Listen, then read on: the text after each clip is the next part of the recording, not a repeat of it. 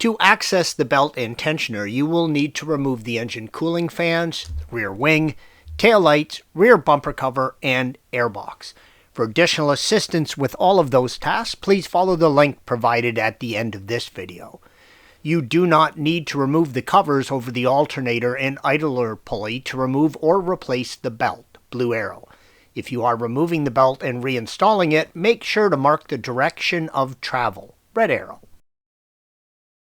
If you are replacing the belt, you will need to remove the 16mm bolt and spacer, red arrow, holding the engine carrier to the engine. Please follow the link provided at the end of this video for additional assistance with that task.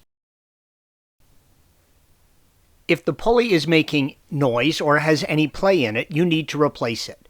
If you are replacing the idler pulley, it is a good idea to use a pick and pull the cover off before removing the drive belt, red arrow. Use a 30mm wrench and place it on the nub on the tensioner, red arrow, and turn the nub clockwise and slip the belt off the pulley, yellow arrow. Use AT50 torque to remove the bolt holding the pulley to the mount. Installation is the reverse of removal. Torque the bolt to 23 Nm or 17 foot-pounds. This image shows the new pulley. The red arrow indicates the bearing and the seal, which can go bad. The T50 torque that holds the lever to the engine has very little room to work and remove it. You will not be able to use a standard torque bit or socket and ratchet to remove it as the engine carrier interferes with it. Do yourself a huge favor and buy or borrow the proper tool. Schwaben makes a stubby torque set, red arrow, that I use, and it makes the job simple.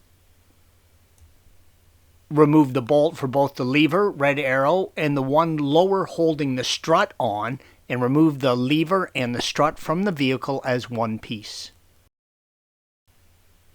This image shows the complete tensioner system out of the vehicle, as it is difficult to get a good shot of it installed.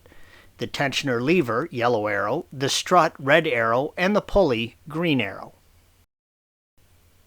You need to remove the lever and strut from the vehicle because the top of the strut is screwed to the lever from behind, green arrow.